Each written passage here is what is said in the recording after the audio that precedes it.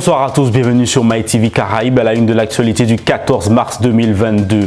Municipal partiel ou Lamentin, Jocelyn Sapoti vire en tête avec 47,62% des voix. Le phare se positionne sur les élections présidentielles et législatives.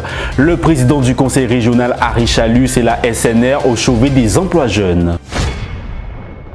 Le premier tour des élections municipales partielles de la ville du Lamentin a eu lieu ce dimanche et c'est Jocelyn Sapoti, le maire sortant, qui se retrouve en tête avec 47,62% des voix, suivi de José Toribio avec 32,68% des voix, Renette Julliard avec 11,27%, Annick Abélard avec 5,71% et Georges Bocard avec 2,71% des voix. Un deuxième tour aura lieu dimanche entre Jocelyn Sapoti, José Toribio et Renette Julliard. Écoutons la réaction de Jocelyn Sapoti. Quand on passe si près, on se dit il n'a pas manqué grand-chose. Je pense qu'il y a eu un excès de confiance de l'électorat, de notre électorat, qui pensait que l'affaire était facilement jouée. Il nous a manqué que 136 voix pour être élu dès le premier tour.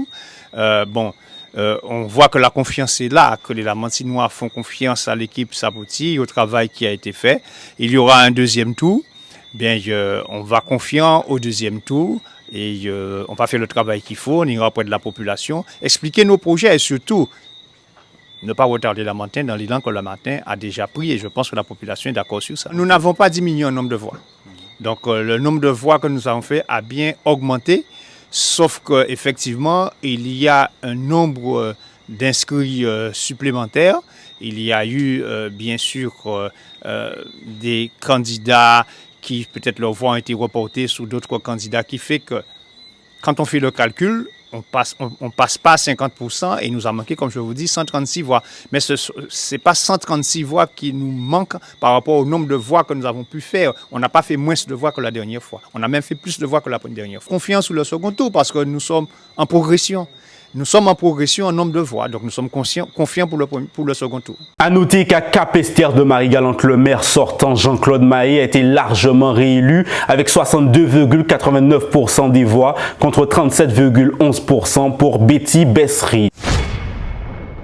Lors d'une réunion générale du phare ce samedi, la force d'action pour le rassemblement et le développement de Sainte-Anne se sont positionnés pour les élections présidentielles et législatives 2022. Écoutons Christian Baptiste, président du phare et maire de la ville de Sainte-Anne. Nous allons en parler, mais pour l'instant, nous n'avons pas pris de position concernant tel ou tel candidat. Je pense que nous allons laisser le libre choix à chacun de pouvoir décider de son soutien ou de son candidat, tout en incitant à aller aux urnes. On va demander à chaque électeur d'accomplir son devoir de citoyen, bien évidemment, mais au niveau du phare, nous n'allons pas prendre de position. Juste, je voudrais quand même revenir pour préciser pour l'élection présidentielle. Évidemment, nous sommes au vent de gauche, les humanistes et progressistes. Nous n'allons pas demander à voter ni Zemmour, ni Marine Le Pen. Nous n'allons pas demander à voter non plus pour Emmanuel Macron. Voilà. Maintenant, après, évidemment, comme je dis, le vote il est libre, mais nous savons quand même déjà des candidats sur lesquels, évidemment, nous n'allons pas demander, ou voire même, nous allons demander de ne pas voter pour ces candidats. Bon, après le reste, le choix reste libre, ceci étant dit. Alors, concernant les élections législatives dont vous parlez, oui, le phare sera très actif durant ces élections législatives. D'ailleurs, effectivement, j'ai proposé ma candidature à la candidature au niveau du conseil politique qui a donné un avis favorable. J'ai rencontré la majorité de mon conseil municipal qui a donné un avis favorable. Donc c'est la deuxième phase parce qu'il y a une procédure au niveau du phare, bien évidemment. Et il faut que ces propositions soient entérinées par l'Assemblée générale. Et donc, évidemment, aujourd'hui, c'est une réunion générale, je dirais, par les militants et sympathisants. En clair, il faut que nos militants et sympathisants puissent investir le candidat. Et donc, le moment venu, nous allons faire la déclaration de candidature qui s'impose ou pas. Le moment venu, mais vraisemblablement, ce sera après les élections présidentielles, puisque nous sommes en pleine campagne électorale présidentielle, en tout cas, mais le phare sera très actif lors de ces élections législatives au niveau de la deuxième circonscription. Et bien évidemment, nous verrons aussi les candidats sur lesquels nous pourrons apporter notre soutien dans les autres circonscriptions, parce qu'il ne faut pas oublier que moi, à titre personnel, je fais partie du PPDG, Parti progressiste démocratique guadeloupéen, je fais partie aussi du GPS. C'est notre groupe au niveau du conseil départemental d'ailleurs, qui est voué à être un mouvement politique Guadeloupe pluriel et engagé. Donc nous aurons effectivement aussi à nous prononcer sur l'échiquier guadeloupéen. Ce lundi avait lieu l'officialisation de la signature en CDI pour 3 jeunes au sein de la société nouvelle de récupération. Écoutons Jean-Régis Bialès, gérant de la structure, et le président de la région Guadeloupe, Harry Chalus. Le chômage est un grave problème en Guadeloupe et il faut arriver à créer des emplois. C'est ce qu'on essaye de faire avec SNR, puisque en l'espace de 5 ans, on est passé d'une vingtaine de salariés à quasiment 40 aujourd'hui. Donc voilà, on forme les gens, on se développe, on embauche du monde, on les forme et on essaye de faire au mieux de ce qu'on sait faire. Voilà, tout simplement. Dans le cadre de Action Jeunesse et surtout le contrat emploi temps plein que nous avons mis en place en 2016, c'est plus de 480 jeunes que nous avons déjà accompagnés, 300 entreprises aidées et aujourd'hui c'est l'entreprise SNR qui a recruté 3 jeunes en signant ce contrat tremplin, mais grâce à cette aide, ils ont recruté un 4e. Donc ce que nous voulons aujourd'hui, c'est faire savoir aux entreprises guadeloupéennes, quel que soit, dès que vous recrutez un jeune entreprise de moins de 50 salariés, il y a une aide de 12 000 € qui existe, 7 000 € la première année, 3 000 € et 2 000 €. Et qu'il y a d'autres aides, en plus de cela, la RISARDA pour accompagner les entreprises. Nous voulons aujourd'hui que les entreprises guadeloupéennes puissent recruter nos jeunes, par la suite mettre en place des plans de formation pour ces jeunes, parce qu'il faut le dire, les collectivités ne pourront plus embaucher des jeunes comme ça se passait dans le passé. Mais si on a la possibilité de créer des emplois comme aujourd'hui, nous ferons tout pour le faire et le plan Action Jeunesse en est vraiment l'émanation. Donc nous sommes fiers aujourd'hui. Vous savez, comme je l'ai toujours dit, ce sont des jeunes qui ont fait de moi ce que je suis aujourd'hui, qui m'ont poussé en politique. Souvent des gens disent mes amis, mon parti, non. Moi, ce sont des jeunes avec qui j'ai travaillé sur le terrain en Guadeloupe, à Bimao, dans la vie associative, des jeunes que j'ai aidés à avoir des pas encore en politique, des contrats, des stages de formation à EDF, dans les entreprises sur Pointe-à-Pitre où j'allais voir les directeurs, j'insistais, qui m'ont incité. Donc je dois leur rendre cela. Mais surtout aujourd'hui, on se rend compte que beaucoup de chefs d'entreprise n'ont pas le temps de recevoir des jeunes, que ce soit pour un stage, pour un emploi, pour quelque chose. Donc c'est mon devoir en tant que président d'aller à leur rencontre, d'aller les voir pour leur dire, bon voilà, il faut que vous puissiez aujourd'hui accompagner notre jeunesse. Et c'est dans ce cadre, quand j'étais maire, nous avions lancé la course à l'emploi. Nous avons lancé plusieurs grosses manifestations permettant à ces jeunes de rencontrer les chefs d'entreprise, de pouvoir trouver une formation, un stage, un emploi. Et nous continuerons, je continuerai avec nos équipes là-dessus. Et je tiens à le dire, à féliciter toute l'équipe du PAGE qui fait un travail considérable. Il y a des formations, et je le disais aux jeunes, profitez, faites des formations, perdez un an pour gagner 30 ans. Et ça se passe bien. Aujourd'hui, c'est une fierté de voir un jeune de Cap-Ester, un des Abîmes, un de Sept-Roses. Ils ont un contrat à durée indéterminée. Maintenant, c'est à eux de faire leur chemin dans cette entreprise qui est en voie de développement. Les métiers de la pêche font peau neuve sous la Riviera du Levant. À Saint-Félix, les professionnels de la mer vont bientôt pouvoir travailler sur un port de pêche agencé. Une de nos équipes est partie à leur rencontre. Depuis une semaine à peu près, les travaux ont commencé au niveau du port de pêche.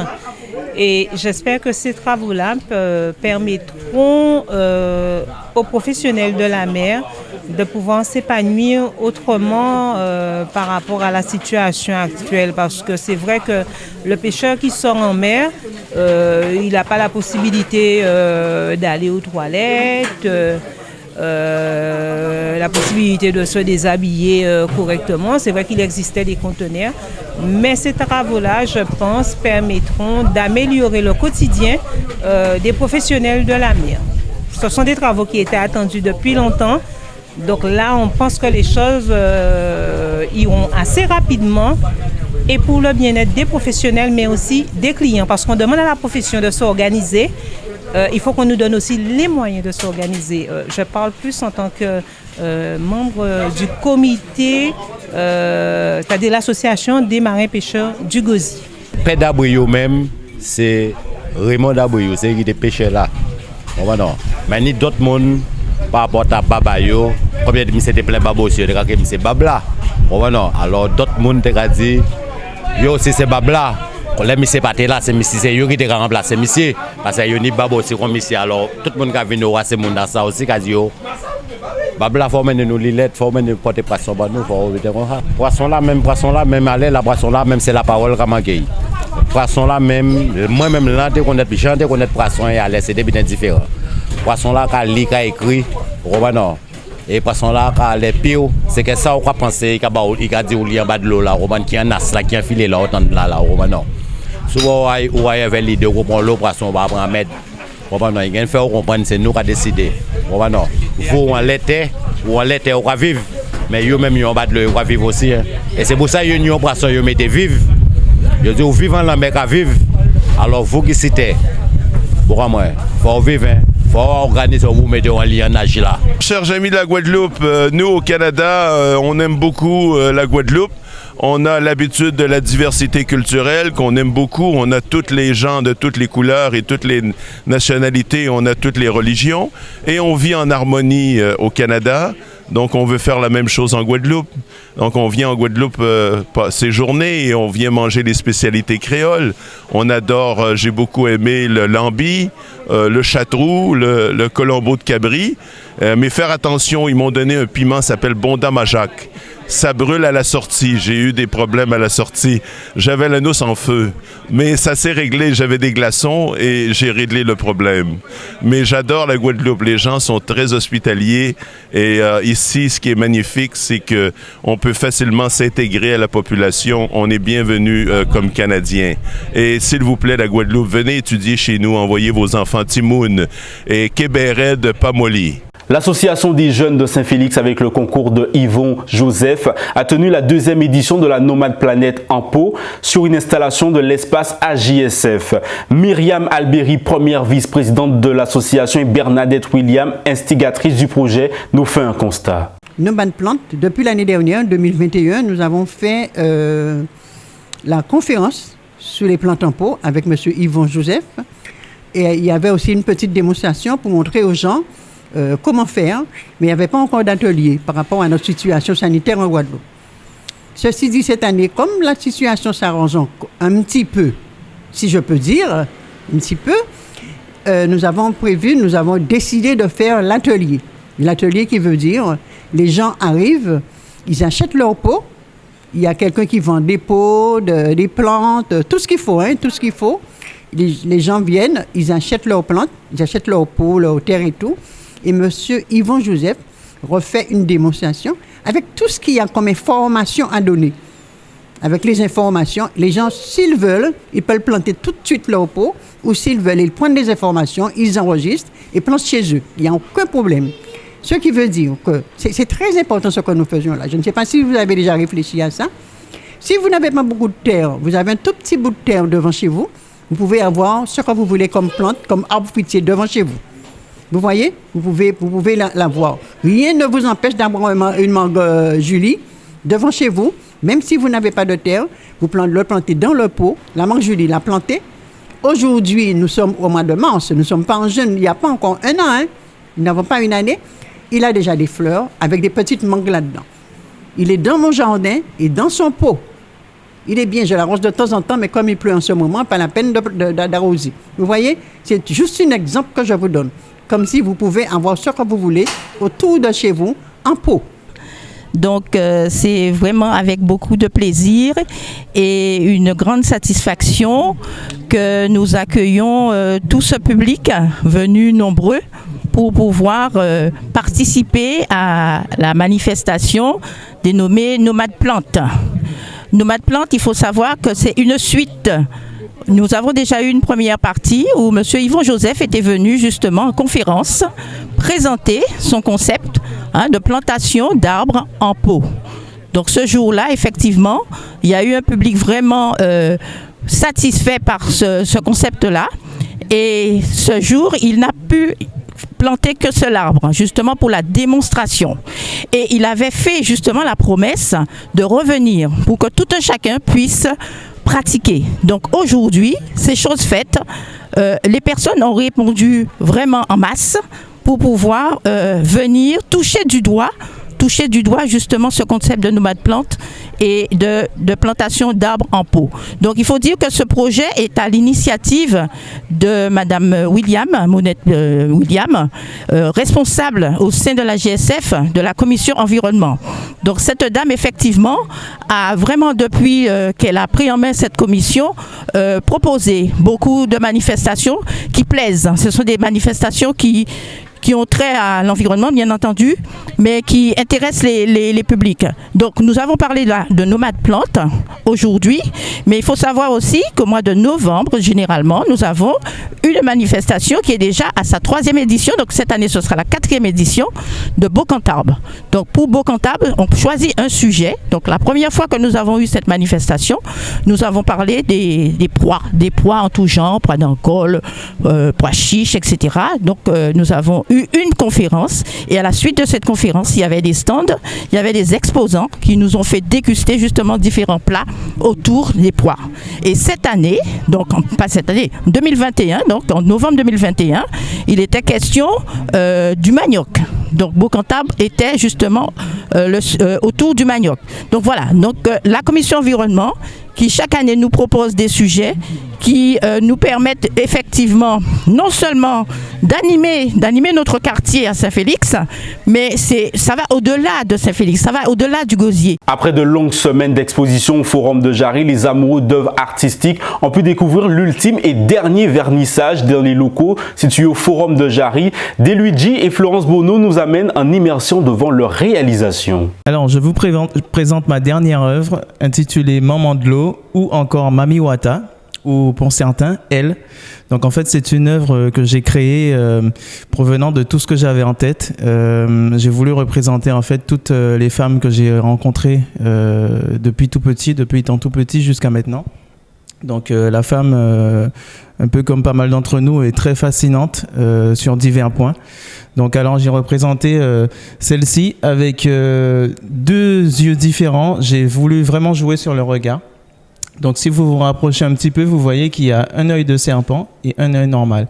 Et l'idée en fait, c'est que le regard soit le même. C'est tout simplement pour montrer les 2 visages qu'ont des fois les êtres humains et en l'occurrence la femme que j'ai voulu représenter. Donc ensuite sur cette œuvre, les serpents représentent le côté de certaines femmes, le côté vilain, le côté méchant, le côté vicieuse que peuvent avoir certaines femmes aussi. Les fleurs, c'est pour montrer le côté fleur bleue et la douceur également. Donc ensuite, vous avez le diamant vert que j'ai représenté pour la pureté et la virginité et que j'ai agrémenté aussi avec des cristaux de Swarovski qu'il y a sur la plupart de mes créations également. Et ensuite, le papillon de nuit pour représenter le côté volage aussi de la femme. Et donc, toute cette œuvre, j'ai choisi les locks, en fait, spécialement pour marquer la période où c'est vraiment une période où comment dire, le côté, le style de coiffure avec les locks, c'est vraiment de notre temps de maintenant, parce qu'on retrouvait un peu moins ce genre de coiffure dans l'ancien temps. Donc maintenant, j'ai voulu figer l'époque à laquelle j'ai créé cette œuvre avec le style de coiffure et qui va aussi avec les serpents et qui n'est pas sans rappeler également la légende de Médusa. Donc pour moi, j'ai voulu rallier vraiment tout ce qui est légende Médusa, la légende de Maman de l'eau, de Mami Wata qu'on appelle dans la Caraïbe, à un seul point, le coup de foudre que me donne une femme, tout simplement. Alors, nous sommes au Forum de Jarry. C'est une prolongation de l'exposition qui a débuté le 17 février. Donc là, on a décidé de prolonger cette exposition avec quelques-unes de nos œuvres sélectionnées avec une artiste, ma collègue artiste Florence Bonneau. On a décidé de prolonger cette exposition jusqu'à la fin du mois. Donc, nous sommes au Forum de Jarry. Ça sera sur rendez-vous. Donc, vous pouvez nous contacter soit par les réseaux ou soit par notre numéro si vous l'avez. Donc voilà, donc vous passez carrément au forum et vous trouvez les infos nécessaires. Donc n'hésitez pas à venir jeter un coup d'œil à toutes ces belles choses.